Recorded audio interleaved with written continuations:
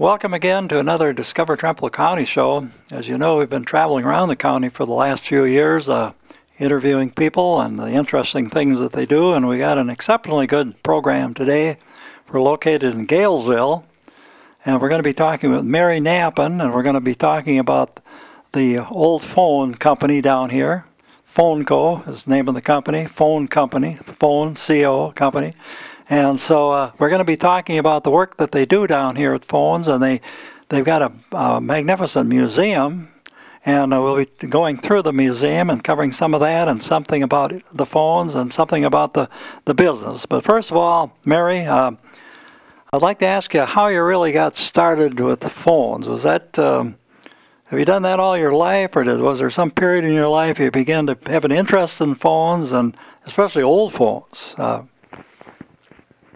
Well, it began in 1973, but prior to that, Ron always liked to bring home treasures, and so you know, his folks had old things, and I grew up on a farm, and there was quite a few in our family, and we had hand-me-downs all through the years, and so we just used furniture that was given to us, and so old things are kind of in our blood, both of us. You know, we grew up with it and so on. And my dad was old-fashioned. In fact, he still farmed with horses in the early 1960s. So when we got married in 1960, we didn't have much, so we go to auctions and places to pick up furniture. And so then we started a little antique shop on the side, because to get rid of the stuff that we didn't want.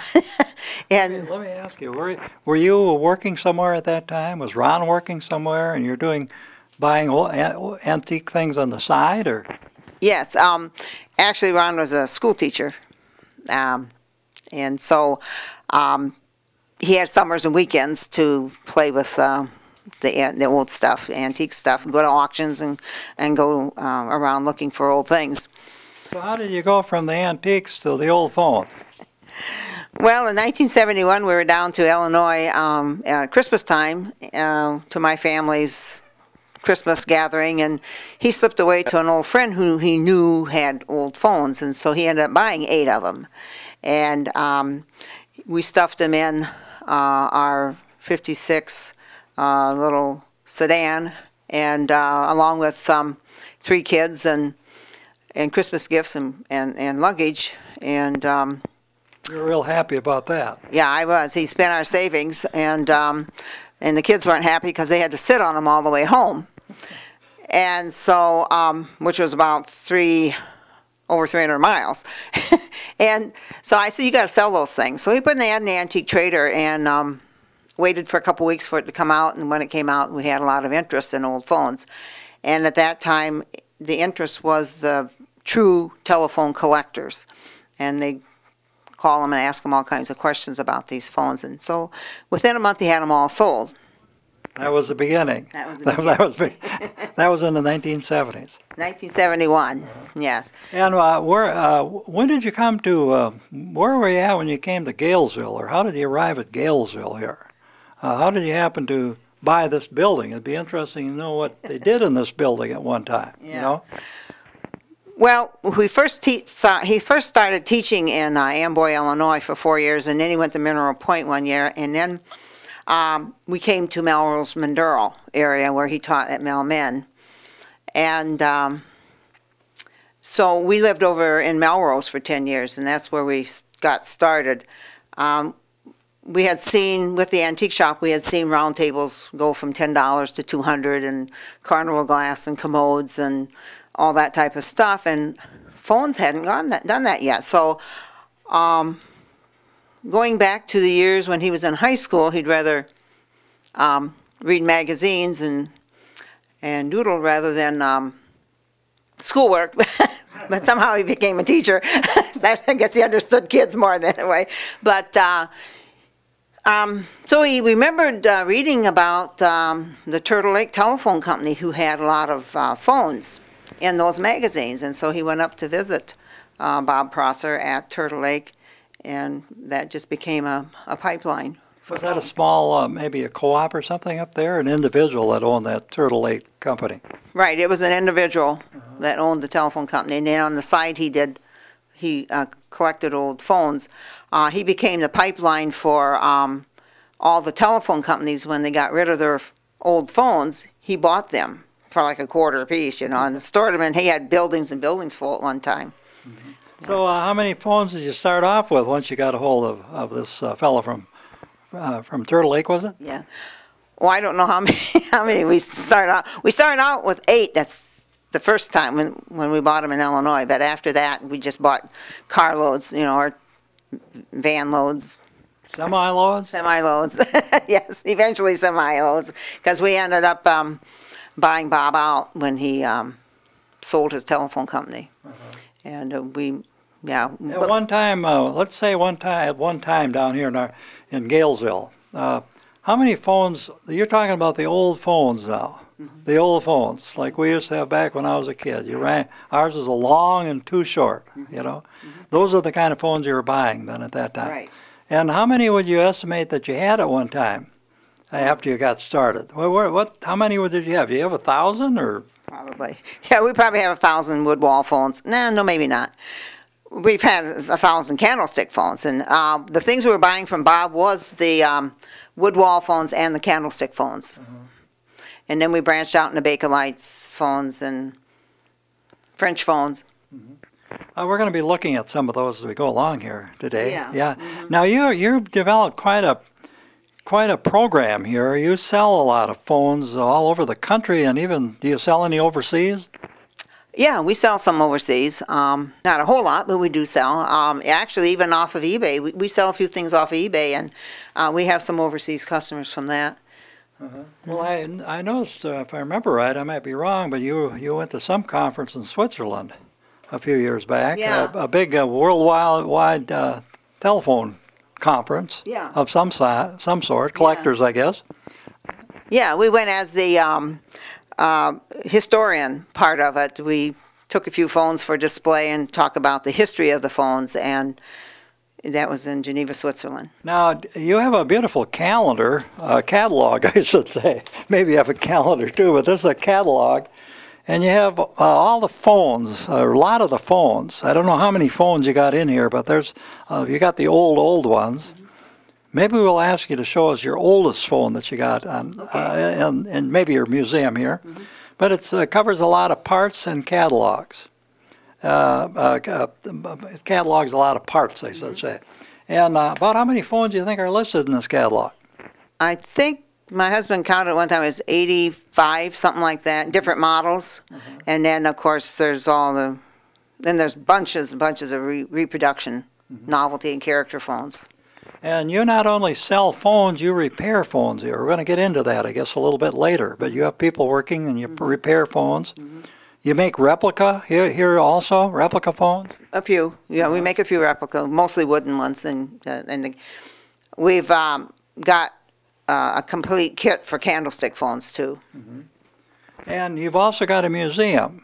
Today we hope to get a good idea of what you have here at your place, the PHONECO in Galesville. We also know from, we stop with our buses here, motor coach tours, and Mary gives us tours, and she tells about they rent her phones for movies out in Hollywood. So we're going to talk about that too, and get through that. But how many, what classification, this may be an unfair question, but what classification would you have as far as old phone companies in the United States? I would think there wouldn't be too many old phone companies in the United States, but I might be wrong. Would you be considered one of the bigger old phone companies in the United States? Yes, we are. Actually, some of the companies that were in business have now retired and sold their companies out. And there is one in Canada as well. So did I just hear you right? You have the oldest phone company in the United States. Probably. Yeah. The largest old phone company. Yeah, that restores old telephones. Right here in Trempealeau County, ladies and gentlemen, right here in Galesville. And most people don't even know about it, you know, Right. what's going on. So that's, how do you get publicity out there, you know, for selling other than the catalogs? Is there any other way? Do you advertise any place? Do you have websites and things like that? Yep. Over the years, we've advertised in antique-related magazines, and some of those have gone by the wayside, so there aren't that many now. But we've we still advertise in the antique magazines. We advertise. We have a website, and we have the catalog, of course, and we have our things in a couple malls around the area. In about 1985, we bought this building, and then in 1989, we were outgrowing the barn, and this had room for all the things that we needed to do, such as sandblasting and polishing and painting, and had bathrooms and office space. So we moved up in here in '89. Say, maybe we could talk a little bit about, right next to you here, maybe we could move just a little bit so Ron can get a picture of this, this unit. Perhaps you could tell us just a little bit about it and what it was used for and how it was used. I think I have an idea because I come from that era too. This is a small switchboard. Actually, it's a cord board, because when the operator got a call from you, she would then plug these in. The little drop would drop down when she got a call, and then she'd plug it in. And she'd find out who you want to talk to, and then she would plug you into that one. So, and then make the connection. So later, and this particular board is a local board. It was used between Prairie du Chien and La Crosse. Mm-hmm. So it's kind of unique to this area. And the fact that it's small, it's not quite as heavy as some of them. But yeah, we bought a whole, more than a semi-load of switchboards from Turtle Lake at one time. Wow, how many you got left? This one. Oh boy, they must have been in demand then at one time. Yeah. And what would they wouldn't be used for anything, so they'd be used for museums and things like that, or for display. Yeah, and some of the collectors like to take them and hook all their phones that they've collected to. Well, you know, I come from Oliva, and we had a telephone office down there, Sadie Vald and Adam Vald. And Sadie was the one that operated something that looked like this, maybe a little bit bigger. Mm-hmm.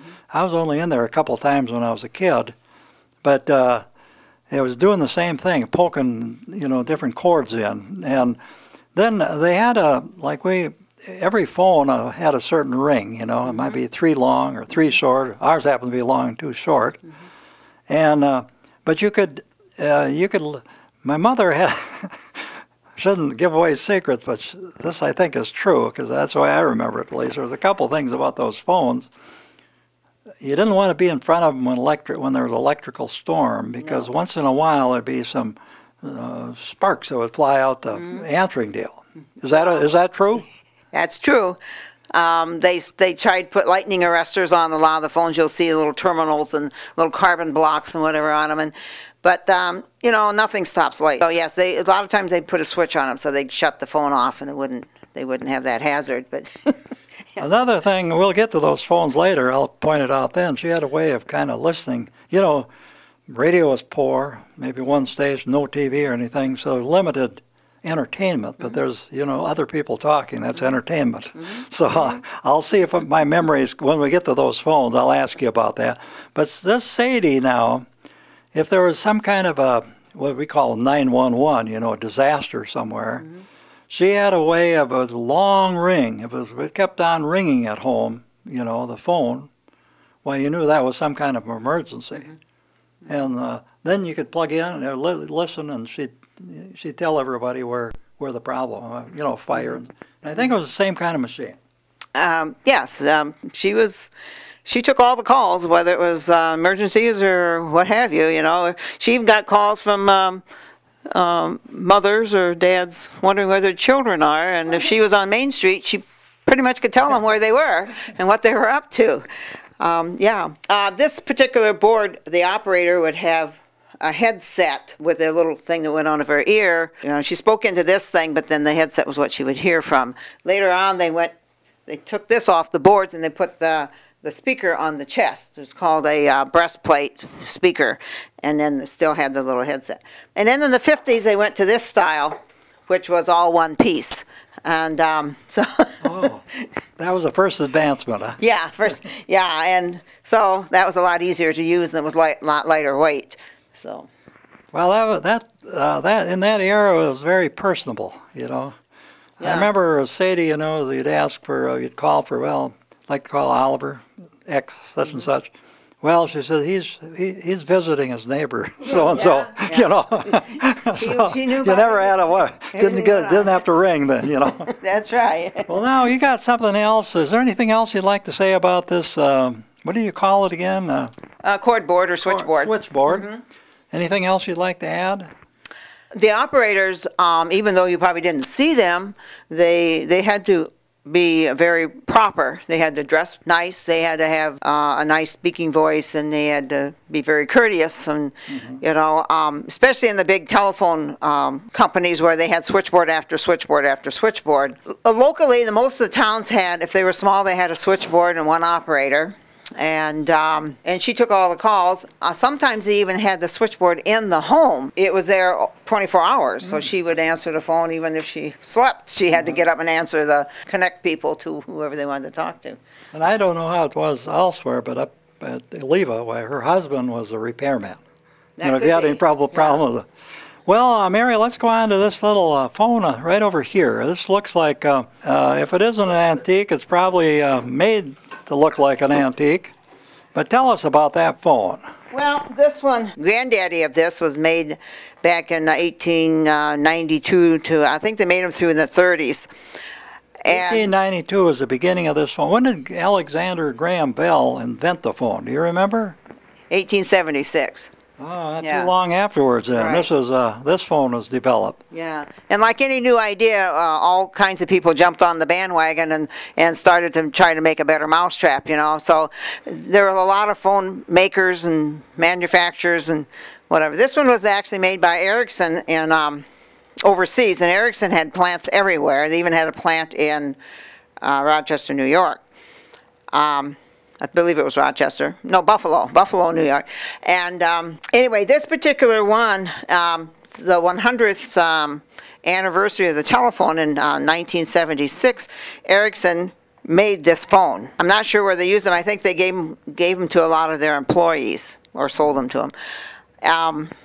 Is this a workable phone right here? Yes, it is.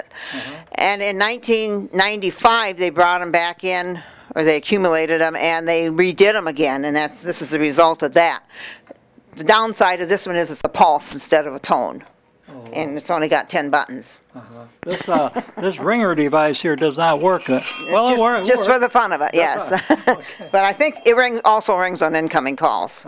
Yeah, so. Now you have along this wall over here, you've got a lot of, are these kind of novelty phones, or are they replicas? Or Yeah. could you explain, what are these real high price? Are they rare, or are they not so rare? Or? They're not so rare. In the 70s, probably the late 60s, 70s, they started making reproductions of a lot of phones. And candlesticks was one thing that they made over and over and over again. And they made a lot of phones, candlesticks before these, but these are the first plastic ones, and they made a lot of them. By the way, you said candlesticks. Candlesticks. Well, how do they get their name? Oh, they look like a candlestick. Kind of like. Oh, And, sorry about that. And then this company called American Telecommunications out of California designed these, as well as a whole slew of different varieties of these. And then the telephone companies saw that, so Bell said, well, they wanted the carcasses, and they'd put their own stuff in them, which some of these will have Western Electric equipment in, and then Automatic Electric did the same thing. General Tel or Automatic Electric made phones for all the independents companies, and in this area we had General Tel, and that was, so yeah, they made, and then all through the 80s, You'll see a lot of novelty phones when we go upstairs. All through the 80s, they made all kinds of character phones and novelty phones, and also into the 90s. There's not so many being made now because people are going to cell phones and stuff. So I'm getting the feeling that you not only sell old phones, you know, old phones, original phones, but you sell replicas here, and you sell many kinds of replicas, and you fix phones. Well, Mary, we're kind of in the entrance of your factory, or where you do the work. Got a lot of old phones. It brings back memories there. You were just telling me you have one of these that are exceptionally old. And would you like to point that out and tell us just a little bit about it? Well, some of the early phones were called two-box phones, and that's what you have here. This one happens to be made by Stromberg Carlson, probably about 1895-ish. Into the 1900s they made them, and then after they finished with the two boxers, they went to what we call the picture frame front cathedral tops. You'll see that there's a picture frame in the door, and the back is higher, and that's where they put the arresters to keep the lightning out. There were, at one time there was like maybe 250 manufacturers or assemblers of phones, and Wisconsin, for some odd reason, had about 11 of these companies. And this particular one here was made by Julius Andre out of Milwaukee. And the characteristic of Julius Andre is they had the folding shelf, the little metal bracket that folded down. Julius Andre is more or less an assembler, because they use parts from other companies. You won't find the same design on each one of them. But like Kellogg here, this isn't a real good example, but because it's kind of dark, but Kellogg, you can see it has the four rounded things on the transmitter mount. So that's characteristic of Kellogg. Western was a rectangular one. Well, we'll go to Well, let me ask you, these what is the age of these phones roughly right here? You said this is 1895. How about these phones right here? Would they have any idea what age that they started making those kind of phones? The cathedral top picture frame fronts, a lot of them were started before 1900, maybe as early as 1895, but they pretty much got going in the early 1900s, and then into the teens. Now this phone right here, and I have got that at home. It looks very similar to that. Is that what we had back home on the farm? We had the long and too short. Do these ring or not? Well, rang something like this then. Maybe that one won't.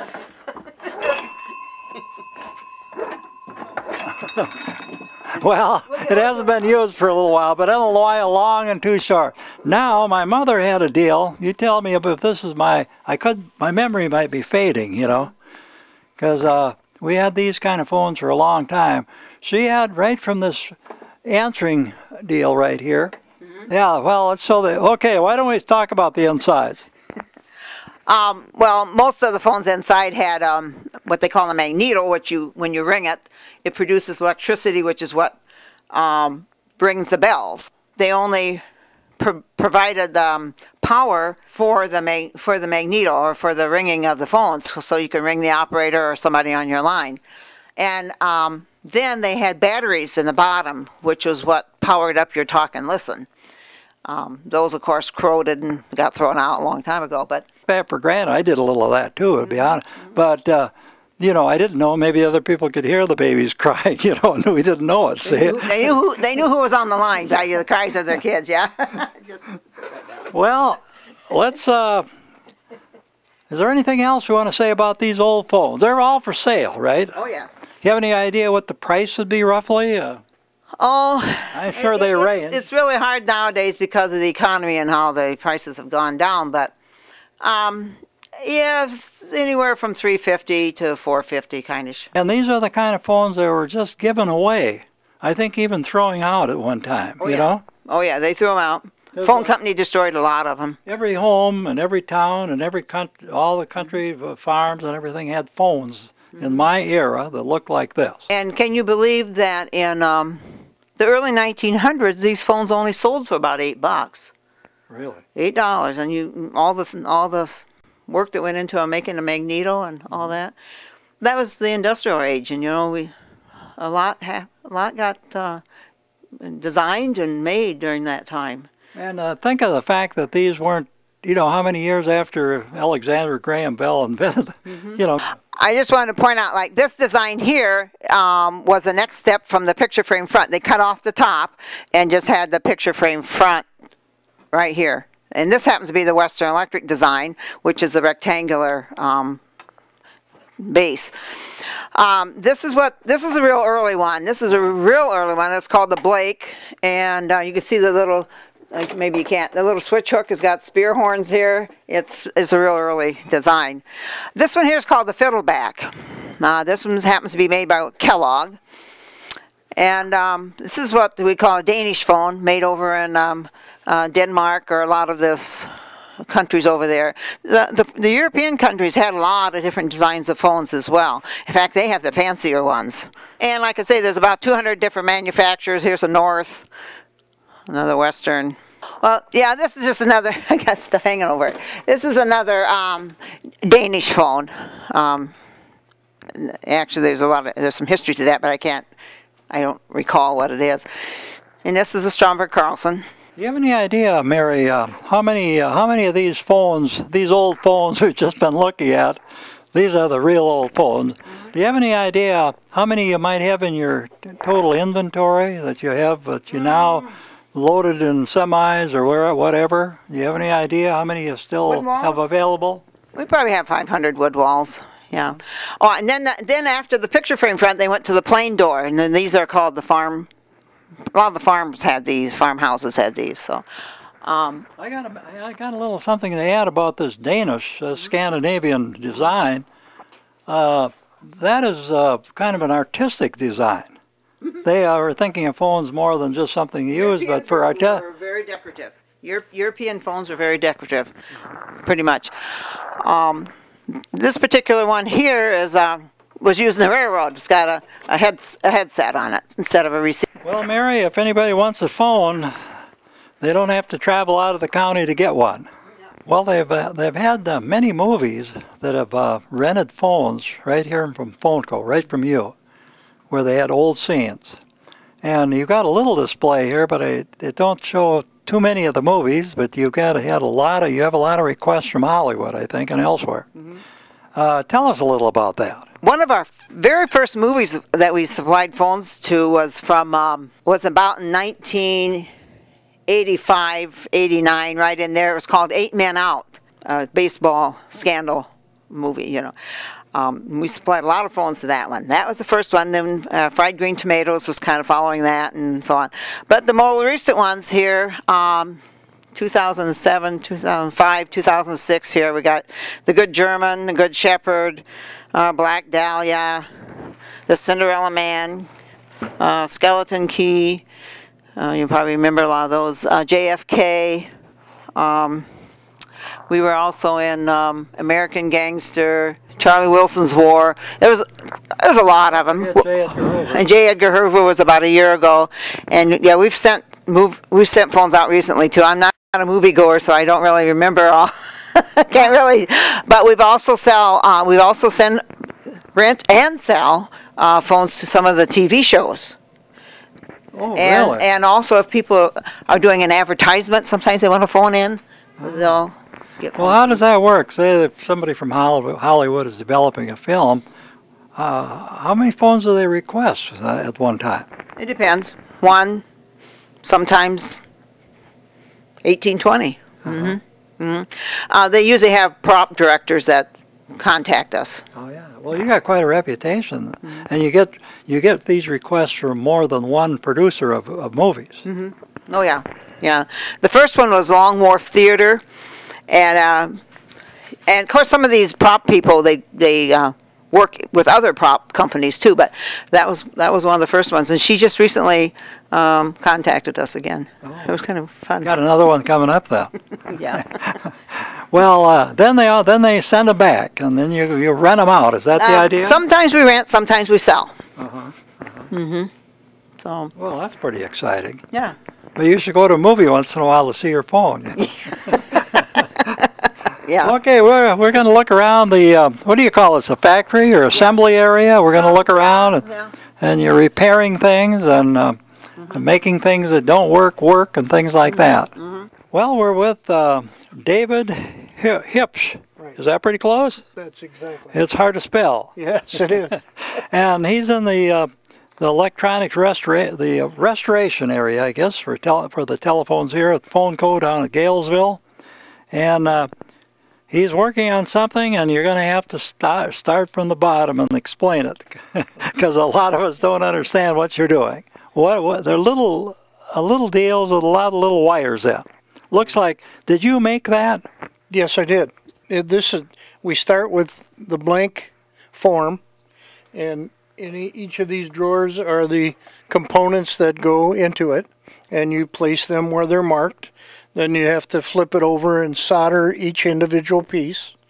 And this is a horn that also makes it ring. But these are for this type of telephone, the old stick phone. This would go in here, wired would come down in the inside and be all connected down here. And this is the microphone that you speak into then, that little silver thing.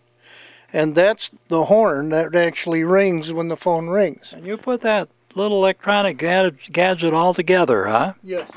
How'd you learn how to do that? That looks like it's, beyond human ability. No, actually the nice part is each component is marked on the card of what you need to put in there. So you just got to take it out of the right drawer. That's and some of them have to be oriented the proper way. But other than that, it's a job you can learn right here. Well, let me ask you about that telephone again. Could you bring that telephone back, and we'll talk a little about that? That stick phone, candlestick phone. Okay. Now, is this an old phone that you're making new? Is that what you're doing, or is this a new phone? No, this is an old phone. Those are the original components inside, and they were wired directly, each one just hardwired one to another, and they didn't work on the electronic systems we have today very well. So you're putting the electronic systems into an old phone? Yes. That's a 1918. Right. 1918, Mary Knappen just told us. 1918. Boy, that's getting right back there. So how long does it take you to fix a phone? So you mean now you sell these phones. What kind of a deal have you got for dialing? Well, there are regular dials that go into them. This one doesn't have one in it, but this is the place where it sits right in here.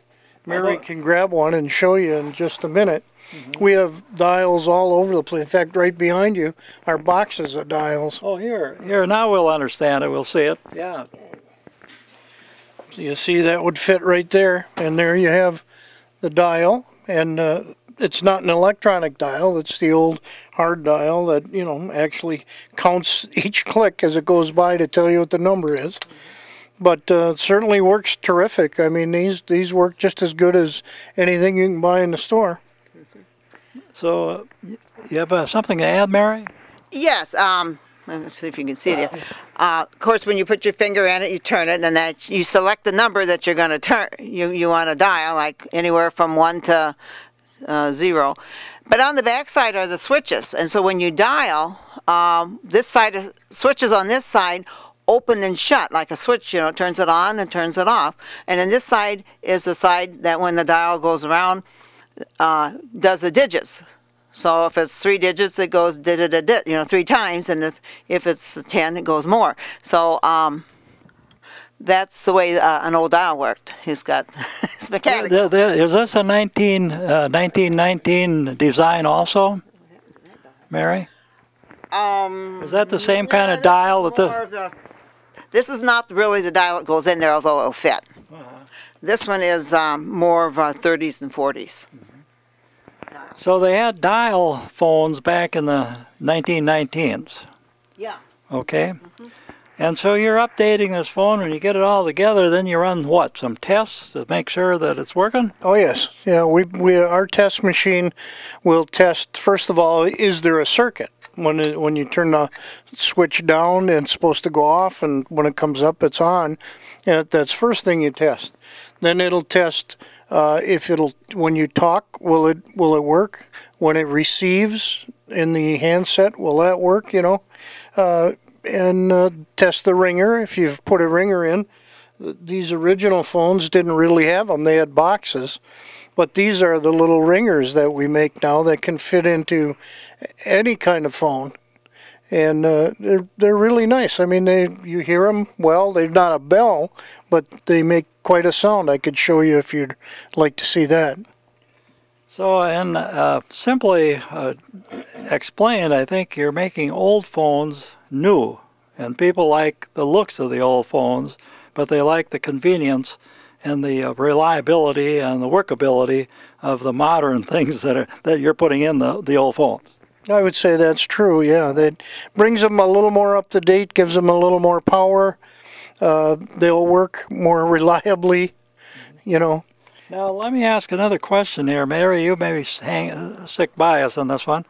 Are these phones, do you make these up, and you make them up, do you then just put them in your catalogs for sale? Or do you have requests for these type of phones, and you make them based on the requests that you have? Or do you just make a couple large quantity of phones and then sell them to whoever sees them in your ads or in the eBay and so forth? Yeah, we standardize them. We make them up and we have them in stock, so when we get an order, we can just ship it out. Although we do also make them the way the customer wants too. You know, sometimes they want brass parts, shiny brass parts. Sometimes they want nickel parts. You know, things like that. Are these the kind of phones that maybe they'd use for movies? Oh yes. Yeah, we rent a lot of, or rent or sell a lot of candlestick phones. Mm-hmm. Well, is there anything you'd like to add, Dave, before we leave your station here? No, actually, the only thing I would say is I really appreciate this position. You know, I've been retired for several years, and a few of us retired guys work around here, and we're able to learn new things, do something different from, I was a tax assessor, don't tell anybody, for 28 years, you don't want to tell that. You got along with everybody, though. Yeah, right. And I'm well hidden in a brick building now, you know, I like that. But this is really quite a treat because it's something completely different. It's instant gratification. Once you put all this together and it works, you know, you can talk and hear and it rings and everything. That's the instant gratification. And it's just a remarkable place to work. I mean, if she takes you on the tour and you see the multitude, the thousands and thousands of parts that are here, you know, and you realize that you can take the proper ones, put them together, and you've got a working phone, that's quite an achievement. You do a great job. Is she going to pay you for this time that you spend with us today here? You think you're going to get paid for this? I think so, yes. Thanks a lot, Dave. Thanks a lot. We really appreciate it. This is an example of some of the payphones that we do. We repaint them and polish the handsets, and some of these bodies are reproduction. We had them made in the last probably 15 years. We've had the bodies made, but the parts on them are old. The dials, the coin gauge, and the handsets and all that are still old. But people still like payphones. They like them for the rec rooms and whatever. And we do the red ones for people who collect Coca-Cola and Pepsi, and they kind of like the red ones that way.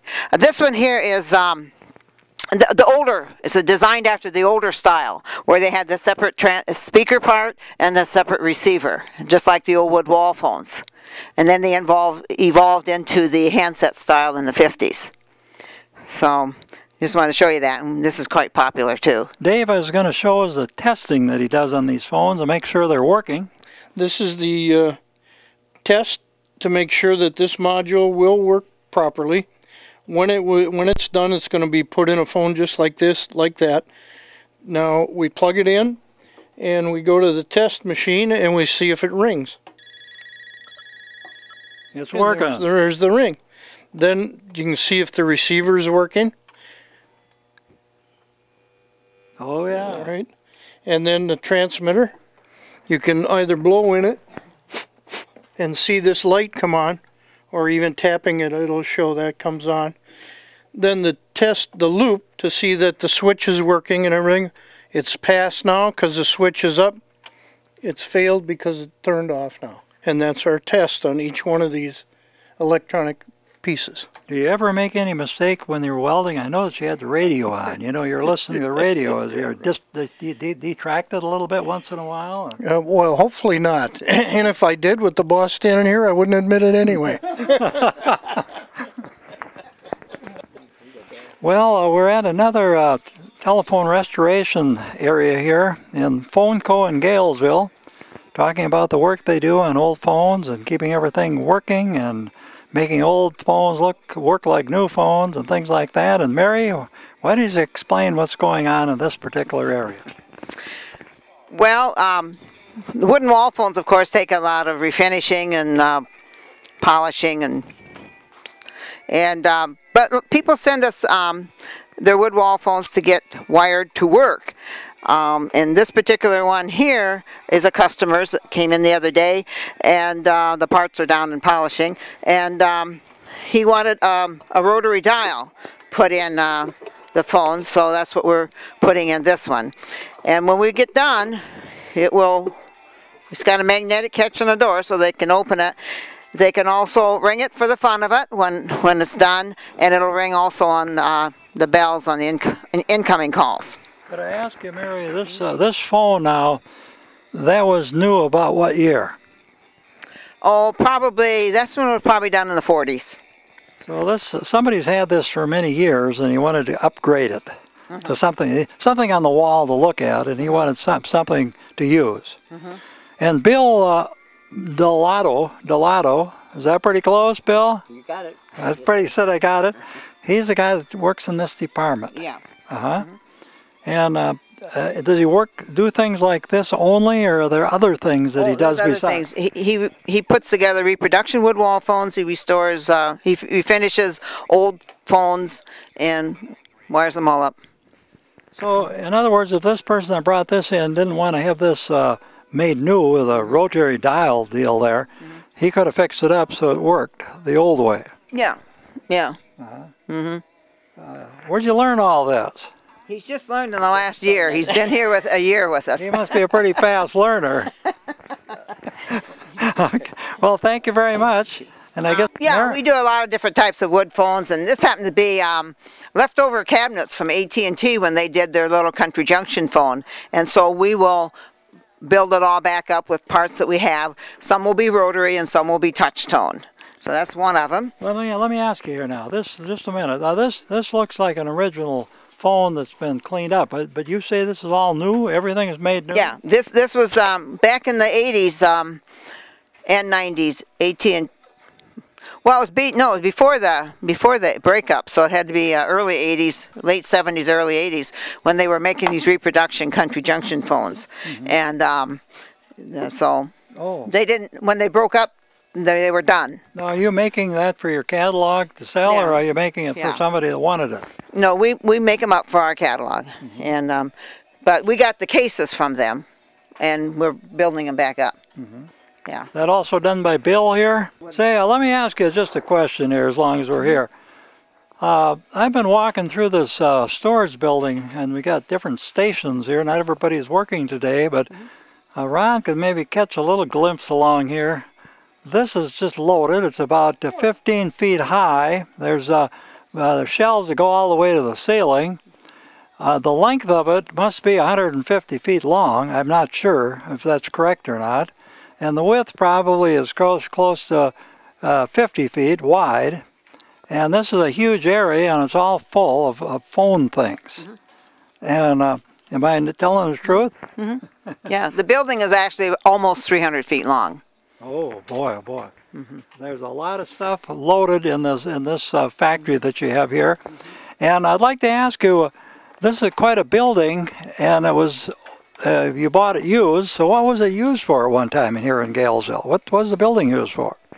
Right along the Beaver Creek that goes right behind you, behind where the windows are. The section that we're standing in right now was actually the old hotel, the old Riverside Hotel.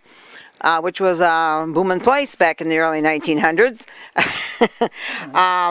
People would come to town and they'd sometimes have to stay overnight. So they would park their buggies outdoors, and then the horses would come inside and then the level below here. And then this here's part here was for eating and dancing and whatever, you know. And then the upstairs was for staying overnight. Beds had rooms. When you bought this place, was some of this old hotel things still here, or no? Actually, in the 40s, they built the wing on the south end, a 100-foot wing. They tore down a couple barns that was there. And then in the 50s, they built the other end, 100-foot, on the other end of the building here. What was that used for then? They made electric fencing. It was kind of a factory. Yeah, it was a factory, yeah. They made surge milking equipment before they moved up into their new plant. Up in the 60s, they built a new plant up on the upper table. Before we bought it, they were making wood stoves, wood furnaces and wood stoves. Back in the 70s. Had a lot of use then. Yeah, yeah. Customers send us phones, and this is a Pink Princess. Everybody knows the Pink Princess. This had a few little problems, so the customers sent it in, and we have it fixed. Do they come from all over the United States? Yes, yep. And other countries? And well, it's kind of expensive to send it from other countries, but yeah. And we have an order for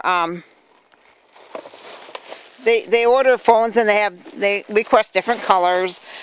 This particular one here, they ordered 3 of them. One was a gray one, one's a beige, and one's a black. And this they wanted a 2-line. This happens to be a 2-line phone where you just turn this for your other line if you have 2 lines coming in your house. So we've got that order just about ready. Do people order those just because of their certain nostalgic value, you know, that they've had them for a long time, they don't like change, so they just want to keep going with what they have, upgrade it a little bit? Yeah, or they're adding to. A lot of people just like the older phones. They like the way they function. They got the bigger buttons. You know, it's kind of hard to hit those little tiny ones. You know, with your big fingers. I know. I got that problem. So yeah, they like the older phones. Yeah, and there's still people that like the rotary phones. We saw a lot of rotary phones. So. Anything else here that you'd like to point out? This is a recent purchase. Isn't that a beauty? Boy, it's phone from the 60s made by Like, and it could be a wall or a desk. And this came in many pastel colors. I have a lot of the colors up in the museum, but I didn't have a red one. I recently got this. It's like this. So somebody, you bought that from somebody just recently? eBay. eBay. Okay, Mary, we'll go down to the next spot here. We have a lot of companies, other businesses, or antique stores, whatever, that order phones, and one of them is called OK Fine Furniture in California, and they buy a lot of the colored 2500s, and that's what Dave is working on here. We try to keep a stock up because we never know when they're going to order. What do they do with them out in California then? They put them in the store and resell them. And so you're obtaining the material that you need and sending them a phone that works. What's your job then, Dave, to make these things operable? We take these cell phones apart, and we make sure everything's, we send case downstairs for buffing. We do a real nice job buffing them up. Then they come back up to us, we put them back together again, make sure the ringers works good, transmitter, receiver, transmitter, touch tone pad, or dial, whatever they want in it. Make sure everything works good. We've got testers we go by, and send them out, and we want to have happy customers. It looks kind of complicated. Well, it's not too bad once you get used to it. Do you ever run into a situation where you just can't figure it out? Oh yeah. Does Mary take care of those? No.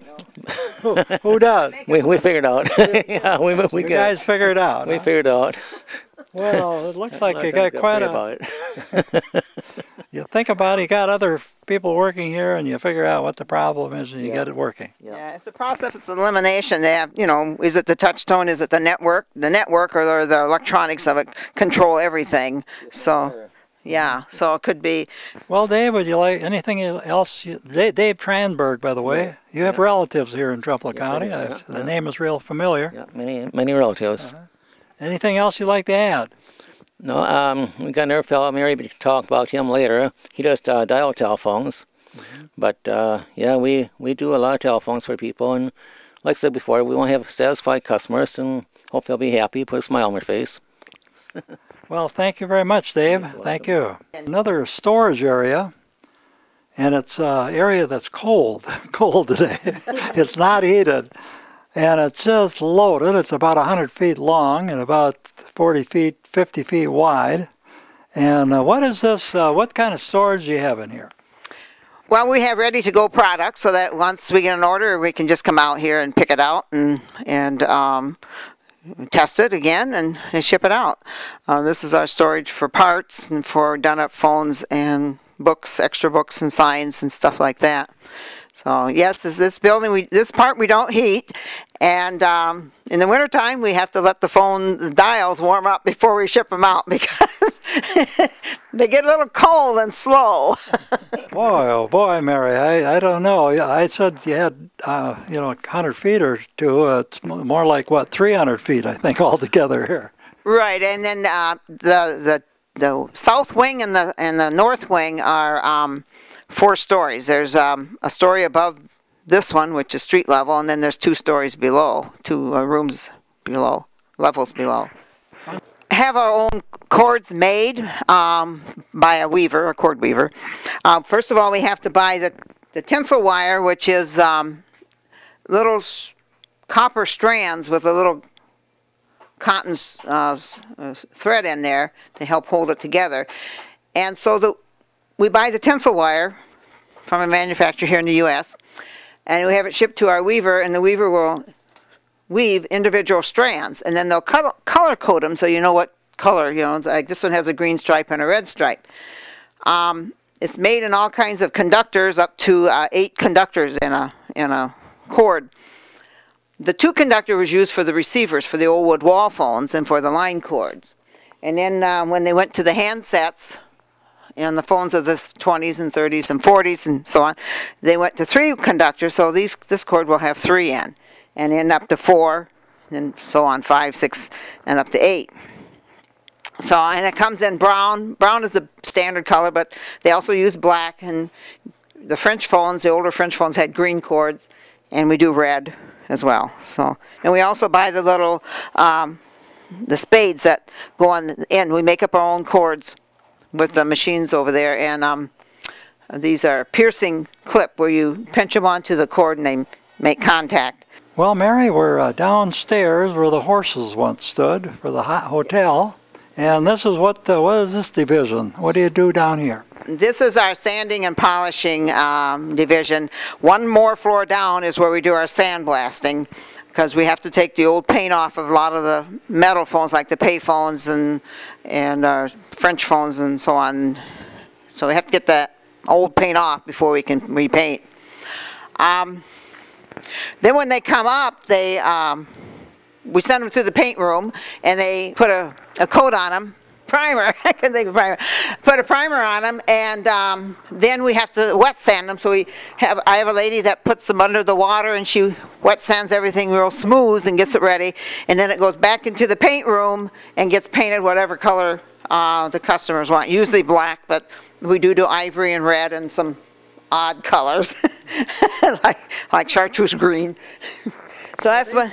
Are these old phones that you received in? They're old phones that you're rejuvenating. Yes, rejuvenating. And you take them all apart like that. Mm-hmm. Oh boy. Mm-hmm. Yeah. Sometimes we even patch. We have to patch sometimes, and then we paint black. That's a plastic phone there. So a lot of times we patch the Bakelites too. When we restore the plastic phones, we have to sand them off, sand the scratches out, and sometimes they're yellowed and dirty, so we use these palm sanders to sand off all the crud and get the scratches out. and so on. And once we do that, then we buff them up. And it's surprising, use these buffing wheels. One wheel will have a coarser compound on, and the other will have a polishing compound. So we buff it right up again. And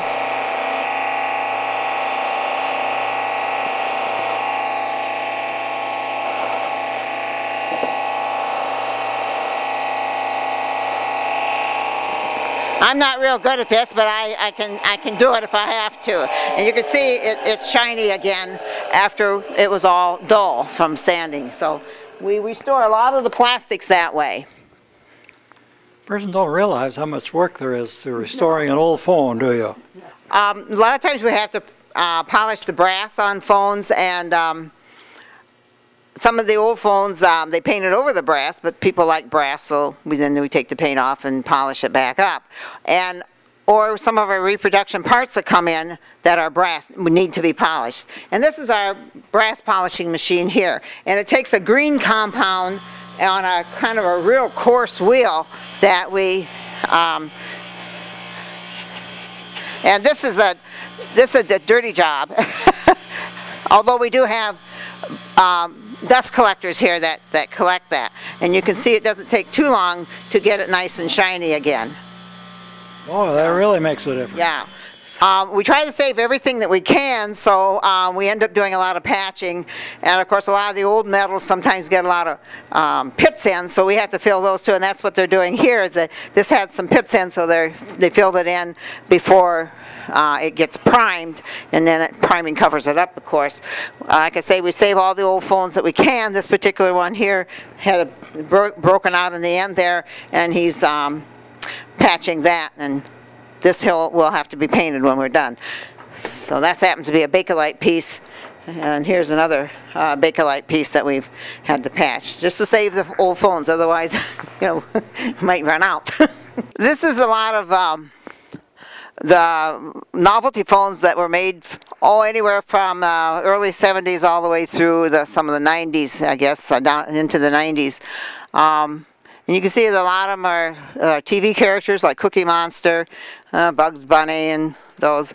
They made a series of gas pumps. And I think there was like 12 of them in a series. I don't have all of them, but I have quite a few of them. This one being Shell, and Standard. There's Golf. Some of them I've never heard of. Whoops. Called, this is Crown. Sunco, I've never heard of some of those, but they're probably on the coastlines or whatever. They made like Mickey and Snoopy, and made Mickey many, many times, Snoopy, then the Pops and the Beers, Garfield, Pizza Inn, even a spark plug here. So, Gumby.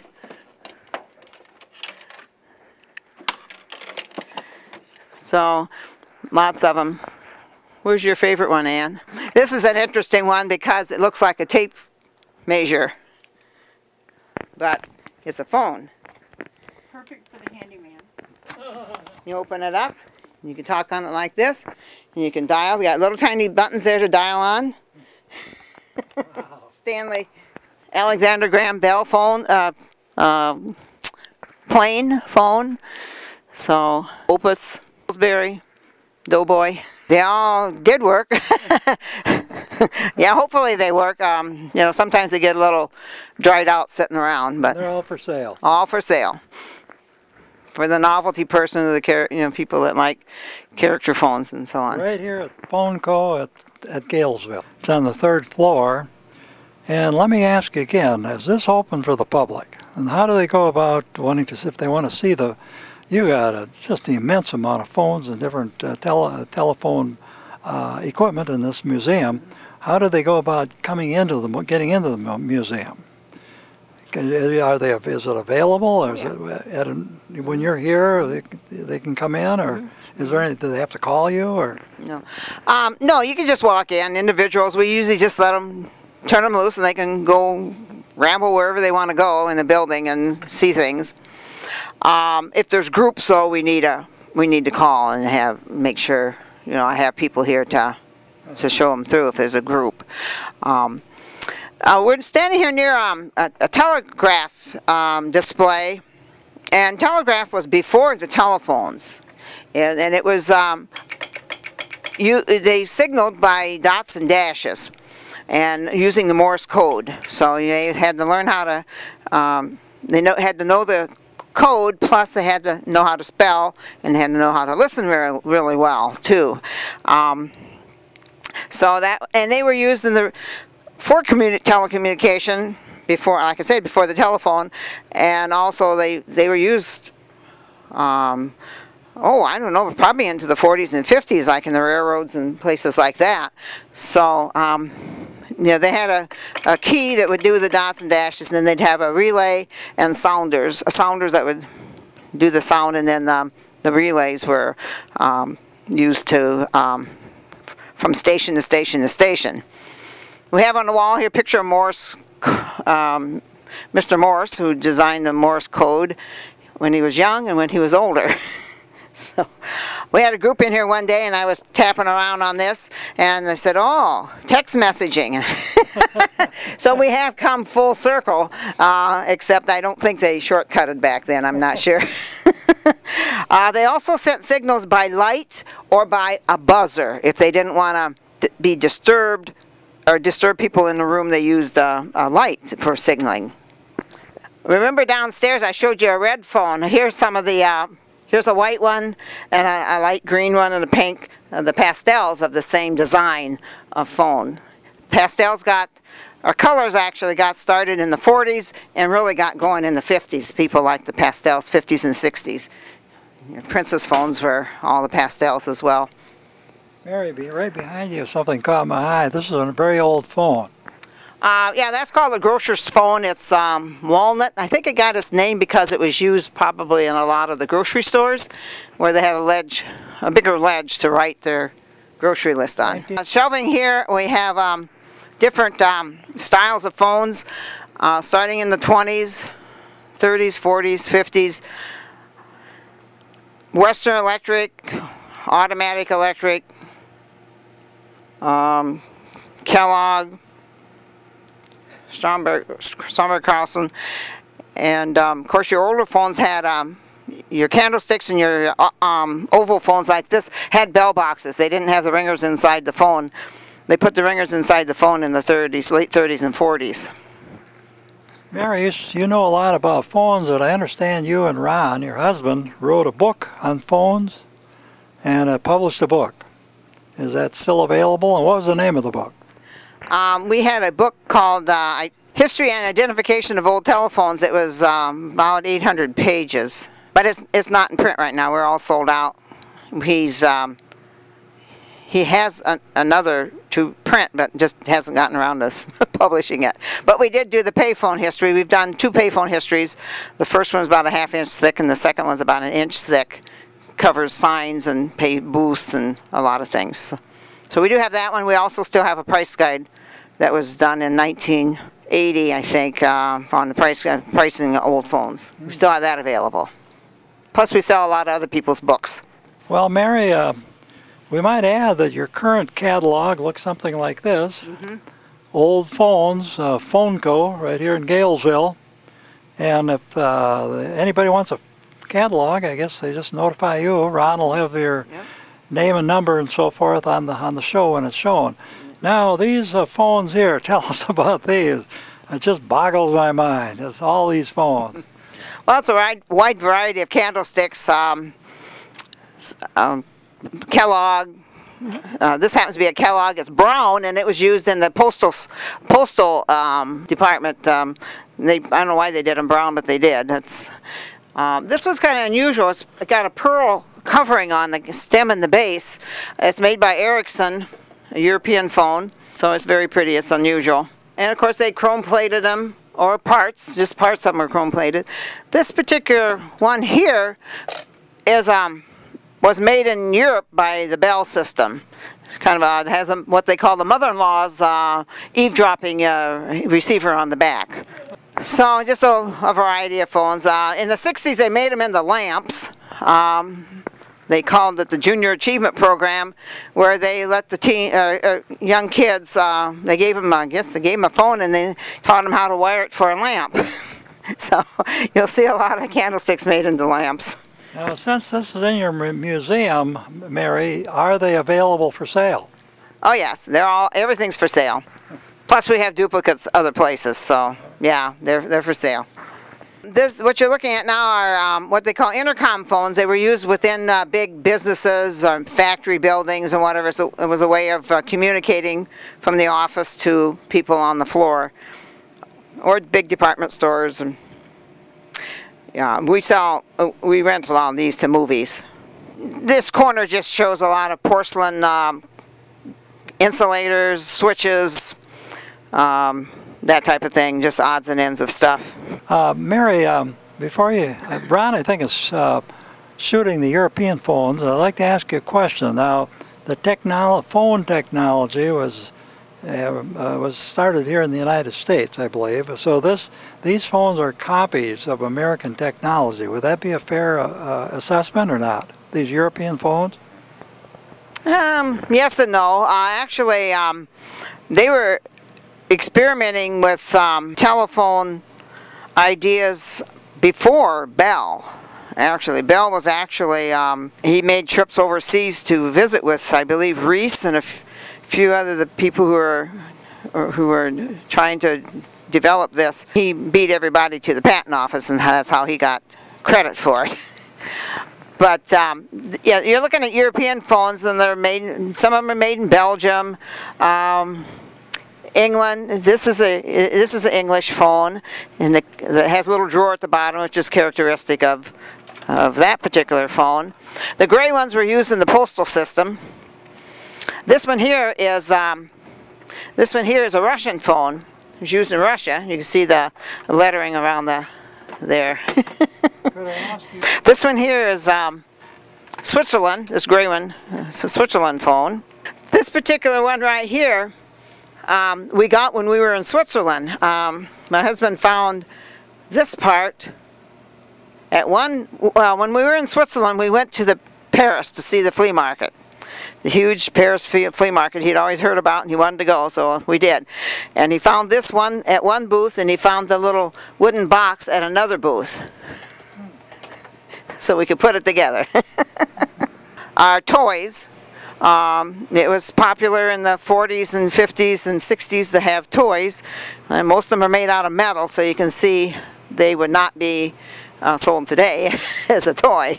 So this chart here I did for the history of Galesville, and this one here shows the switchboard used in the 50s here in Galesville. Probably started in the 40s.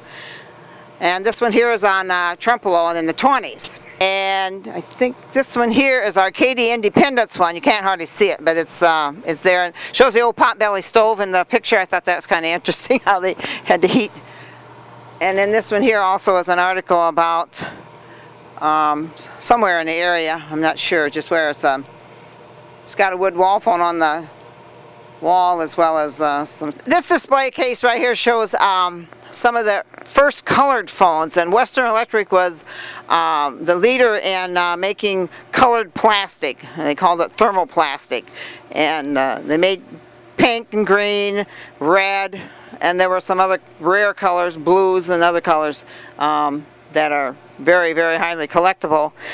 And then they started painting the 202s, which were normally black. They started painting them different colors. So, and I think in the military, the green ones were military colors. Well, every place you go at PHONECO, every little cubbyhole is just full of phones. It's just unbelievable. It just boggles your mind. We're in a little lobby here, overlooking the street here at PHONECO in Galesville, and more phones, more things. Maybe you'd like to point out a few things, Mary, that we haven't seen before. These are just general phones here on the shelf, made most of them in the 80s. And on the top row here, the phone company never really, in the early 1900s all the way through, I would say, the 50s, they really didn't throw things out. They remade them so they would work. And this is an example of a variety of ways a phone could be, with the handset on the side, on the top, you know. Then here was a two-piece receiver and transmitter. And then when dial came out, they put a dial on the phone. Just like that, they reused it. So you see that a lot. Another Danish phone. These are Ericsson phones, also made by, I think Western Electric had their hand in it. And down here in the corner, I don't think you can see it too well, is what they call a tandem, kind of like, and it's also got the narrow waistband, and they call those the Gibson girls. That one happens to be made by FAR. As I said earlier, Wisconsin had about 11 or 12 manufacturers, assemblers of phones, and we talked about Milwaukee. And this particular one right here in the window is Voigtberger, and that was made in La Crosse. So, and this design was called the Fiddleback. Other phones in this here window are the two-box phones. One's a Swedish American. So this is a Stromberg. It's a big one here. And the reason for the bottom boxes was they had the old glass batteries with acid in, and the acid is what was acted like a battery, and it brought up talk and listen. That was your receiver and your transmitter. That's what it powered up. So some of them had only one big glass battery. Some had two. This particular one here had three. So it needed a lot of power, I guess. That one's made by Western Electric. These little pay stations were before the 3-slot pay phone as we know it in the 50s. These were, sometimes they were attached to phones, or this one here was attached to a candlestick. And this one was a self-contained one. It had the receiver, separate receiver, and transmitter. Here shows where the candlestick is attached to it. Sometimes they had a bracket on the back that fit on the back of a wood wall phone, or they mounted them on the front of a wood wall phone to make them into pay phones. Kind of interesting concept. This one here shows you how they mounted it on the side of a wood wall phone and made it into a pay phone. Now the pay phones were interesting in that they required a nickel or a dime or a quarter. And inside the pay phone is a bell, and each coin would make a different sound. And so the operator who ran the pay phones knew how many coins you put in by the sound, so you couldn't cheat her. Well, Mary, you know, I was just listening to Jay Leno last night, and they were talking about payphones in New York, and they're actually hard to find, payphones today because of the cell phone. Yeah. Well, I tell you, this has taken Ron and my breath away, seeing all these phones today. It's just been amazing. I'm afraid a lot of people in Trempealeau County didn't even know you existed, and here's the biggest phone company in the United States. Right. And I know you've been too busy to be with us for this length of time for this show. You're too busy for that, but you're going to have to work a little later tonight, I think. Yeah. So with that, I guess we're about ready to... you got something to add? Yeah. Oh, I thank you guys for coming. It was kind of fun, you know. I forget about a lot of this stuff until I start talking about it again. So, yeah, the public is welcome to come anytime. Actually, we will have been in business full-time for 40 years next year. Actually in January, but Ron says not officially until he quit teaching in May. So. Well, do you have somebody in the family who's going to take over for you? That I don't know. Well, you got a lot of stuff here, I'll tell you. This is something else. And we appreciate everything you do for the community. You're always involved with so many things, both in Galesville and in the county level. We want to thank you for the show. It's been a great pleasure being down here. And with that, I guess we'll see everybody at the next Discover Trempealeau County show real soon. Thank you.